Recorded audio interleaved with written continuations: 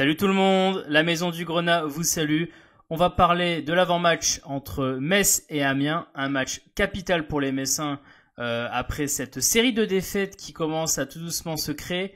On rappelle 3 défaites qui ont eu lieu après donc le match d'Angers, du Paris Saint-Germain et de Bordeaux. Donc on va parler de ce match qui va peut-être être le match pour retrouver la victoire tout simplement et redémarrer une dynamique positive. Je suis avec Grenat Forever pour en parler, comme d'habitude. Salut Grenat Forever. Salut Socket, bonsoir à la communauté messine. Et donc, Grenat Forever, nous allons faire comme d'habitude un avant-match. Alors évidemment, vous pouvez mettre en commentaire vos prédictions pour ce match. Est-ce que vous voyez une issue favorable ou non pour le FC Metz? Vous pouvez mettre ça dans les commentaires. N'hésitez pas à mettre aussi un petit like et à vous abonner si ça n'est pas déjà fait. Cela nous aide énormément pour le développement de cette chaîne. Et cet avant-match qui va donc se décomposer comme d'habitude en 3 parties. Première partie, on va parler du FC Metz, le 11 que l'on peut aligner. Est-ce qu'il y a des motifs d'espoir pour le FC Metz en termes de jeu, de résultats? Et dans un deuxième temps, on va parler évidemment d'Amiens, alors voir un peu leur 11 qu'ils avaient aligné lors de leur match précédent, essayer de voir un peu leur état d'esprit aussi, notamment après un très bon résultat obtenu face à Lyon. Et puis enfin, on terminera par les pronostics. Grenat Forever et moi-même nous allons donner des prédictions pour ce match en termes d'issue, victoire, nulle ou défaite, ainsi que le score du match. Et pour tout simplement nous permettre de faire cette petite compétition qui est entre Grenat Forever et moi-même pour cette nouvelle saison 2019-2020. Mais tout d'abord, on va commencer avec la première partie sur le FC Metz.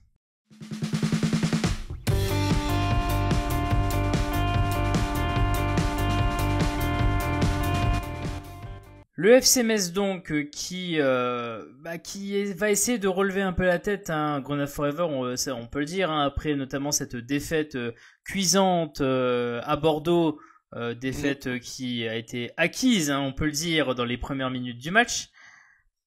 Le FC Metz qui reçoit Amiens, historiquement Amiens qui est quand même il faut le dire, bête noire aussi. Oui et non, parce que récemment, dans l'histoire récente, Metz a eu beaucoup de mal à gagner face à Amiens. Il y a eu le match en coupe, mais surtout, alors après, si on regarde là, il y a eu les 2 défaites aussi en championnat qui comptent. Mais si on regarde d'un point de vue historique, depuis, je crois, les années 30, on voit que le FC Metz, ils ont perdu qu'une seule fois à domicile contre Amiens. En championnat. Oui, bien sûr. Moi, je parlais surtout récemment. En fait. Récemment, bien sûr. C'est vrai que d'un point de vue historique, la tendance est plus pour le FC Metz. Maintenant, d'un point de vue de nos jours, on peut voir que la situation semble s'inverser. Et c'est intéressant de voir Grenat Forever, comment, selon toi, le FC Metz peut se relever de cette défaite à Bordeaux pour essayer de redémarrer la machine tout simplement. Déjà, ne t'étouffe pas. Non. Faut pas t'étouffer. Alors, si tu écoutes cette question-là, faut pas t'étouffer. Parce que je te vois. Déjà, je pense que le staff technique a dû appuyer sur les 10 premières minutes. Bien sûr. Le FC Metz va d'abord s'attacher à faire 10-15 premières minutes, quitte à jouer peut-être vachement haut, ce qu'on n'a pas l'habitude de faire, mais il faut que le premier quart d'heure se passe sans encombre. Donc, il faut que ça soit nous qui agressons Amiens et pas que ça soit l'inverse comme il s'est passé trop souvent ces 3 derniers matchs. Et puis, faut marquer les premiers. Il faut pas courir après le score. Il faut arrêter de courir après le score, de donner des munitions aux adversaires. Non, il faut nous imposer notre style de jeu, si tant est qu'on en ait un, à Amiens et pas l'inverse. Parce que autant alors il y a eu le cas d'Angers où tu t'es fait prendre un peu en contre dès le début de match et on va dire que ça a été fatal parce que tu as encaissé ce premier but là. Est-ce que c'est le fait de jouer à domicile qui fait que tu te dis il faut prendre le jeu à notre compte et essayer d'avoir la balle et de créer l'occasion, ou est-ce que tu dis on est encore dans l'incertitude au niveau de notre jeu, ne prenons pas de risques jusqu'à la deuxième mi-temps, entre guillemets, début de la deuxième mi-temps, et là seulement on accélère le jeu par rapport à Amiens. Je pense que Amiens, il va vouloir appuyer sur nos faiblesses et va vouloir nous agresser d'entrée de match. Et si on commence à vouloir faire comme la saison dernière, peut-être attendre avec un bloc médian pour fatiguer Amiens, ça fonctionnera pas.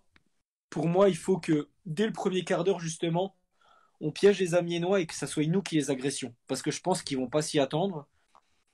Et à partir de ce moment-là, peut-être passer le premier quart d'heure, peut-être là reprendre un bloc plutôt médian sans forcément reculer, pour là fatiguer les Amiénois, revenir peut-être à la mi-temps avec un score nul et vierge, ou peut-être déjà mener au score, et puis là en deuxième mi-temps, appuyer vraiment tel le diesel qu'on nous connaît, et puis voilà. Qu'on a du mal à retrouver, hein, ce diesel.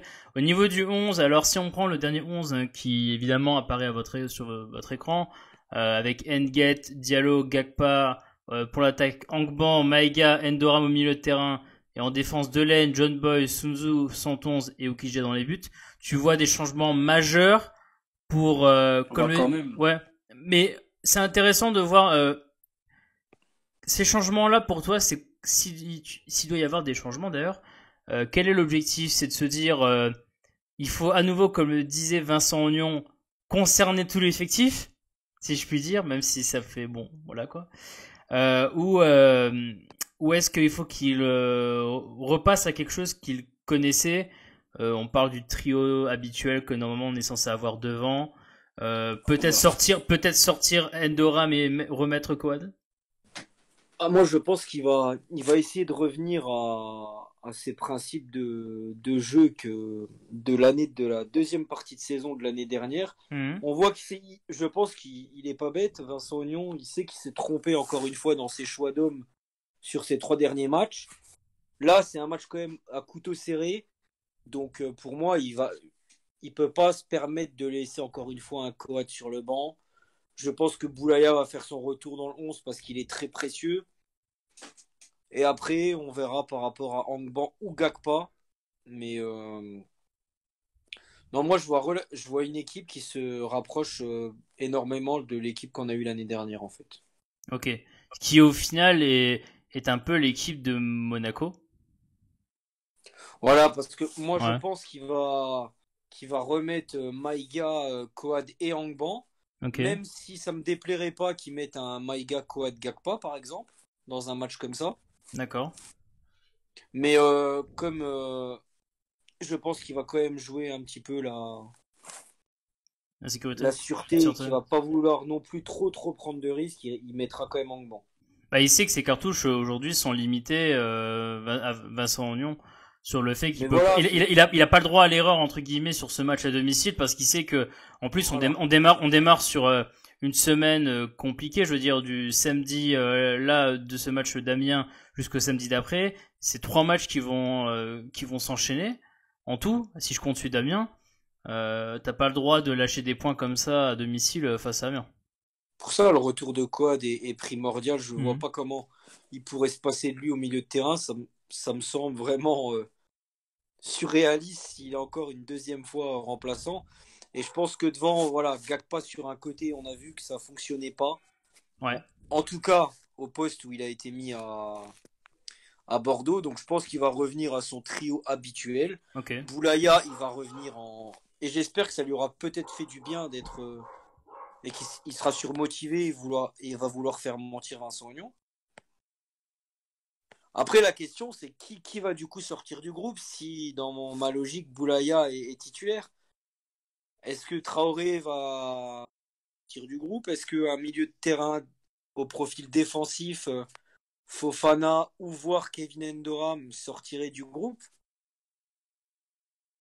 Bah je comprends. C'est une grosse question. Et c'est ce qu'on verra. On verra les choix de Vincent Ognon. Mais je serais très étonné qu'un Boulaya soit encore par exemple en tribune, qu'un Coad soit remplaçant. Je comprendrais pas la logique en fait vu ce qui s'est passé lors du dernier match à Bordeaux. Ouais, d'accord. On va pouvoir passer à Amiens désormais dans une deuxième partie. Hein. Tout de suite, on va parler d'Amiens et de tout simplement ce qu'ils peuvent nous aligner contre le FC Metz et on va voir ça tout de suite.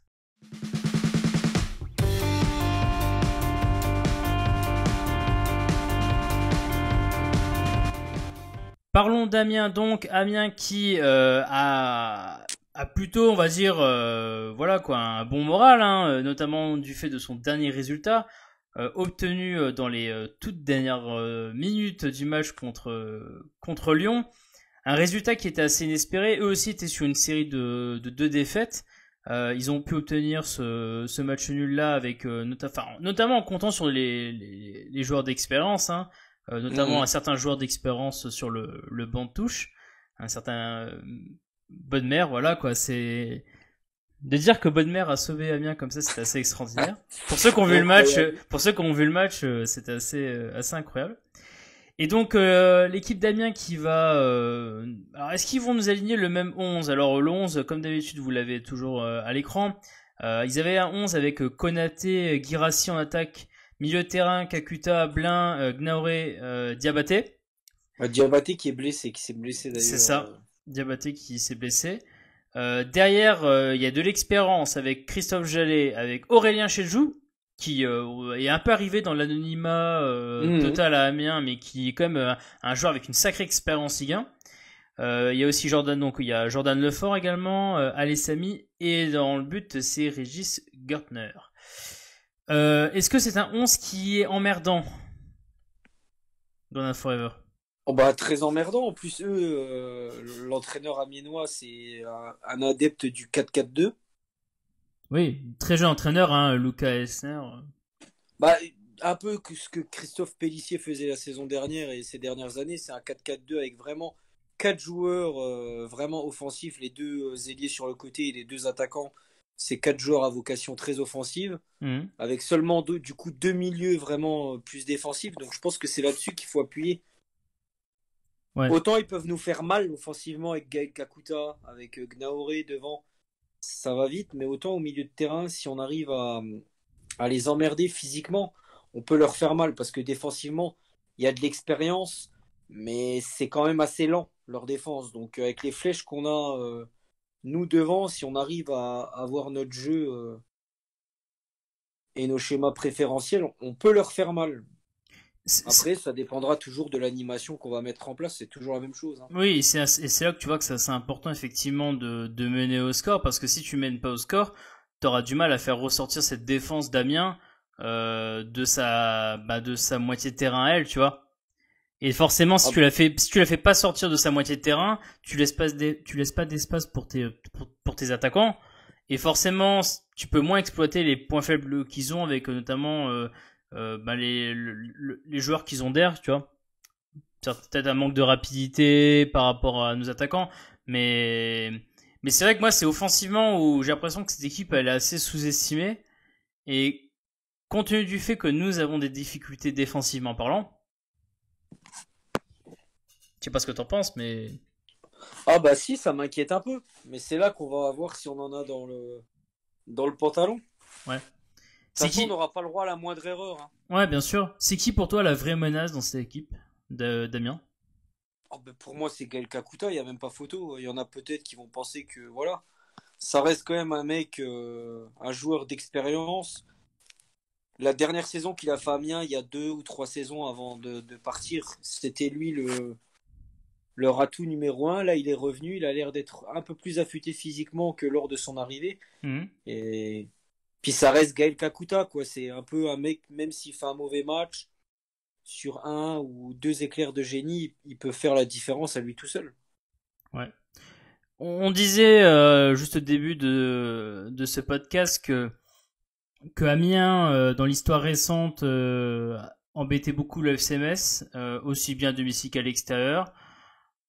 Est-ce que tu penses que ça peut leur donner confiance, peut-être une trop grosse confiance? On avait déjà lu, moi j'avais lu personnellement, notamment ils avaient fait un avant-match sur leur site internet où ils parlaient de difficultés, notamment au début de match, le fait que ils étaient sur une série de 2 victoires d'affilée contre nous.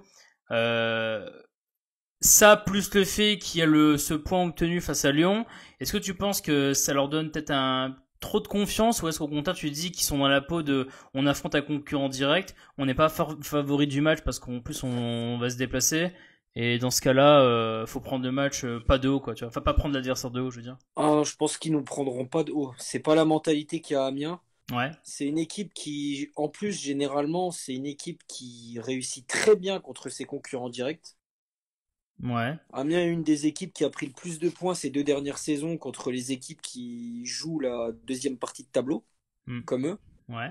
Donc ils prennent personne de haut, je pense. Autant ils peuvent se sublimer quand c'est des gros morceaux, autant ils arrivent à faire la part des choses. Et quand c'est des équipes où il faut aller à la castagne, où ils sont pas forcément favoris, ils savent très bien s'adapter.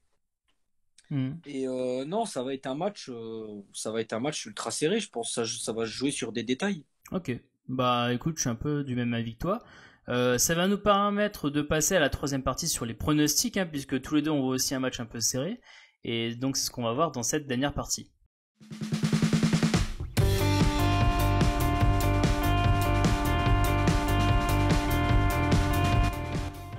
La dernière partie donc où on va parler pronostics. Alors Grenade Forever qui est dans la difficulté dans ce mini championnat qui existe entre moi et lui, puisque Grenade Forever a eu tout faux depuis le début de la saison en termes à la fois de score, mais surtout en termes d'issue de match. Contrairement à moi qui ai obtenu 2 points puisque j'avais pronostiqué 2 bonnes issues de match, le nul face à Strasbourg et la victoire face à Monaco. Grenade Forever, quel est ton score pour ce match entre Metz et Amiens? Victoire du FC Metz 2-1. Oh. Match serré, comme tu le dis. Match très très très serré. Oui. Comme je l'ai dit, mais il y a 3 défaites d'affilée. Metz retrouve son public.